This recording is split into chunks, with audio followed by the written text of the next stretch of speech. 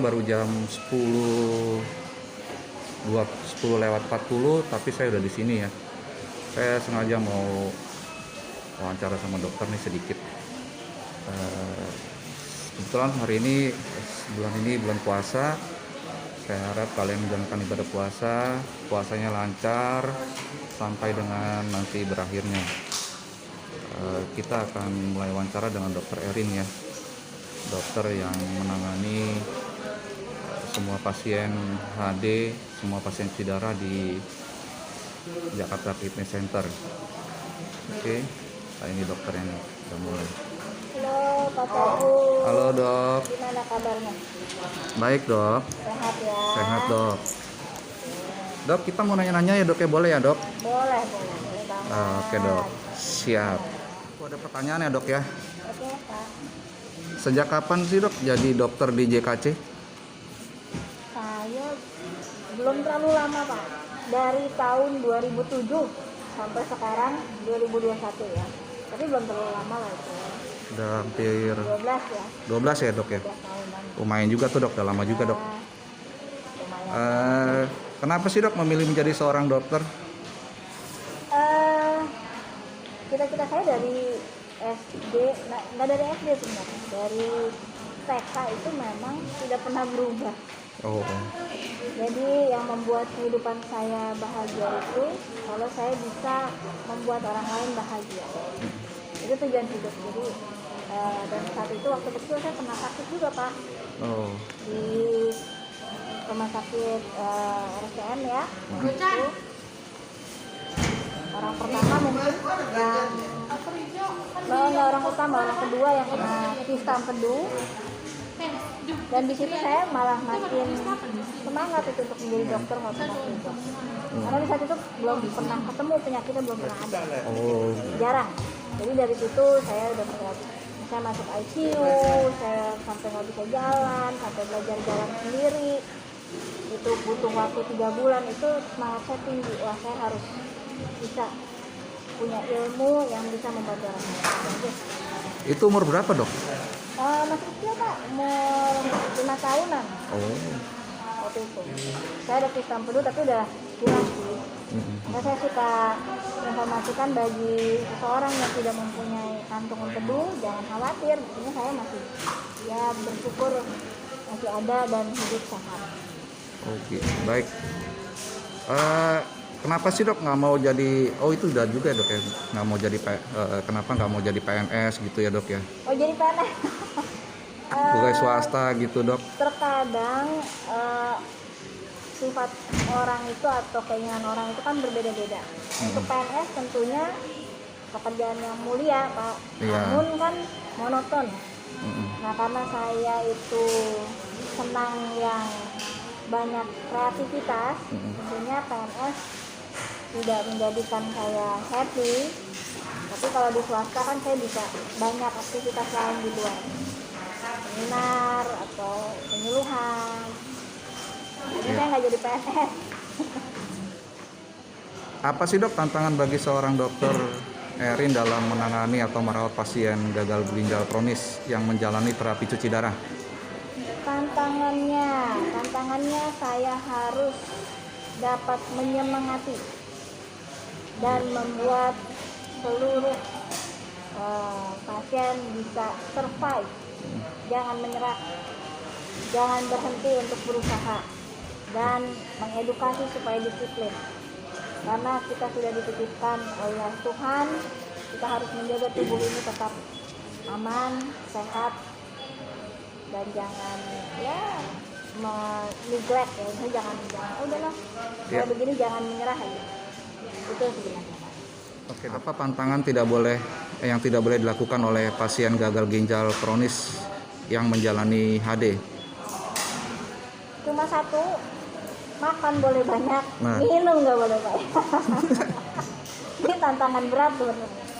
Bagi siapapun yang menginfokan bahwa pasien dengan CKD atau chronic kidney disease itu tidak bertahan lama, itu salah. Bagi yang sangat disiplin, tentunya mengikuti aturan yang sudah diterapkan, kita akan bersyukur dan melihat bahwa kualitas hidup akan meningkat, tidak menurun. Tapi kalau kadang-kadang hilaf, ya hilafnya jangan kelamaan. Iya.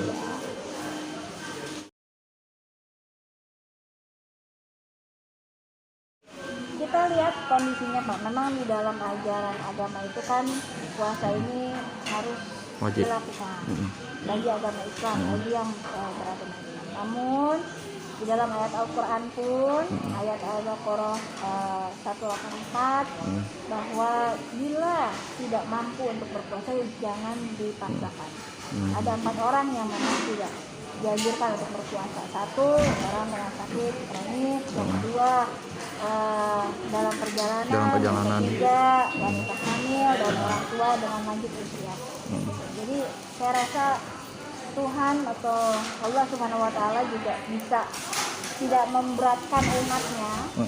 Jangan dipaksakan, karena untuk puasa tentunya pasien dan cuci darah ini akan memiliki banyak kendala, ya, dari segi makanan, nutrisi yang harus di-maintenance itu kan hemoglobinnya, HB-nya. Tentunya kalau porsi makannya berkurang yang tadinya 3 kali menjadi 2 kali, tentu akan sangat berpengaruh pada metabolisme. Jadi kita harus bisa menyikapi yang ada cara lain, bisa membayar fidyah ataupun digantikan kalau memang sudah mampu. Dan masalahnya sekarang lagi corona begini, agak sulit Pak untuk mendapatkan transfusi darah. Kalau dulu ya mungkin oke, karena kita bisa bebas banyak donor ya, tapi saat ini di mana seluruh dunia sedang berduka dan kita semua juga berupaya dan survive dalam dunia ini, sebaiknya saat ini sih saya tidak menganjurkan. Kalau ada yang bersikeras mau menjalankan puasa gimana dok menurut dokter? Ini juga terjadi di JKC kendala beberapa, tapi saya coba memberikan edukasi. Saat ini dari instansi yang menyediakan transfusi itu saya rasa sudah menurun stoknya. Jadi ada aturan terbaru, bagi siapapun yang HB-nya turun itu harus membawa donor barter. Oh iya. Karena hampir ya sekarang kan orang yang terkena COVID-19 tidak sedikit. Jadi pemerintah maupun instansi kesehatan berupaya keras supaya menekan peningkatan yang terkena COVID-19 ini. Ya kita harus bijak. Iya. Oke dok. Cara hidup sehat gampang Pak, harus happy. Happy itu adalah kunci utama untuk hidup sehat. Namun ada beberapa hal yang tidak boleh dipaksakan untuk dikonsumsi, seperti yang minumnya harus diatur sesuai dengan berat badan, ya tidak boleh lebih dari 1 liter, seperti makanan yang mengandung kalium tinggi juga jangan dikonsumsi karena kan bahaya. Bagi saya menganjurkan bahwa ada 3 hal. 1 itu yang tidak boleh dikonsumsi ada kelapa, ya, kedua kacang, dan ketiga buah. Buah paling aman pepaya. Memang banyak beberapa ahli gizi yang oke nggak apa-apa, tetapi ada beberapa kandungan kalium yang terdapat di dalam buah itu yang tidak boleh dikonsumsi. Iya.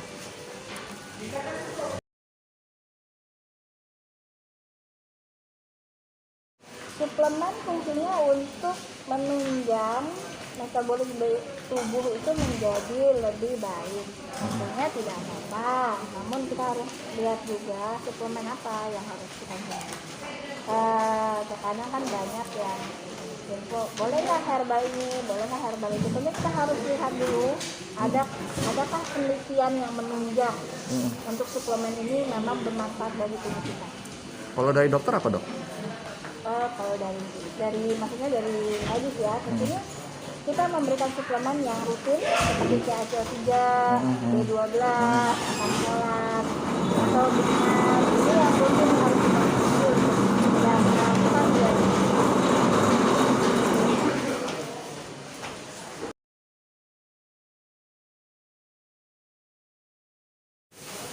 untuk menghadapi badai COVID-19 ini tentunya kita harus ada tindakan yang bermanfaat. Salah satunya vaksin. Untuk saat ini aturan Permesri maupun dari Persatuan Penyakit Dalam Indonesia, bagi pasien CKD atau yang menjalani dialisis ini boleh untuk divaksin, namun ada syaratnya. Syaratnya satu, harus konsul dulu ke dokter spesialis ginjal hipertensi, kemudian dilakukan observasi dan pemeriksaan laboratorium. Bila HB-nya bagus, di atas 9 ataupun 9, kemudian gulanya juga terkontrol, tekanan darah terkontrol, ya ini aman. Jadi kalau semuanya terkontrol, saya rasa bisa. Karena di DKC pun kita sudah ada yang vaksin ada 4 orang. Nah, dan betul aman kondisinya, paling hanya ngantuk. Ada yang demam tapi hanya sehari, ya minum antipiretik atau penurun demam sudah hilang. Udah. Ya. Jadi jangan takut. Oke dok. Ya.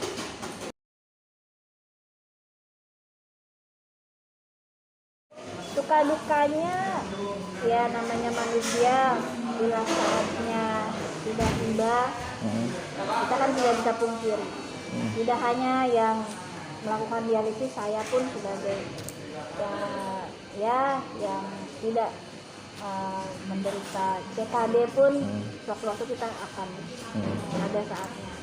Suka dukanya pasti sedih, kita ditinggalkan karena kan upaya kita untuk bertahan hidup, survive, tetapi pada saatnya kita harus merelakan. Suka dukanya begitu, kehilangan orang-orang terbaik yang sudah berusaha maksimal. Sukanya? Jangan menyerah. Kalau sukanya? Gimana? Sukanya tentunya seluruh pasien maupun instansi kesehatan di sini menjadi keluarga. Mendapatkan keluarga yang solid dan saling dekat itu sangat sulit, Pak. Jadi kekeluargaan adalah nomor 1. Keluarga. Itu sukanya. Iya. Oke dok. Oke Pak.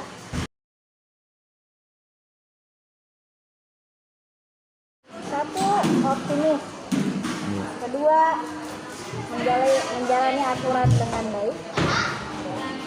Tentunya disiplin. Dan 3, semangat dan bahagia. Berpikiran positif ya dok. Betul. Positive thinking. Positive thinking, berupaya dan survive. Udah dok. Oke Pak.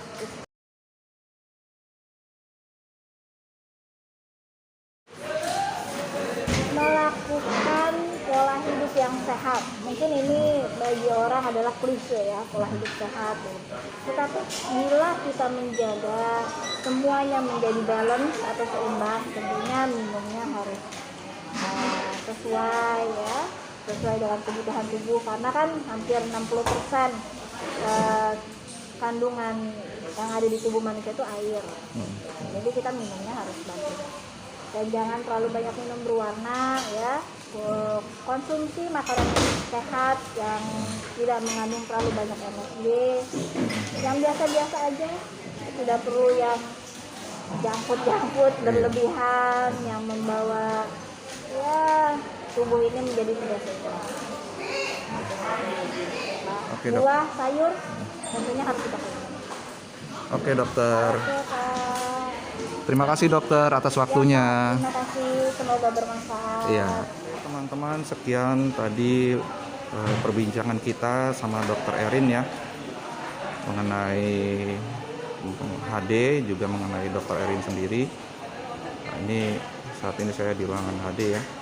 So masih pada yang pagi, baru ada yang baru selesai, ada juga yang masih menjalani cuci darah. Nah, itu dia, ini suasananya jam 10 lewat. Oke.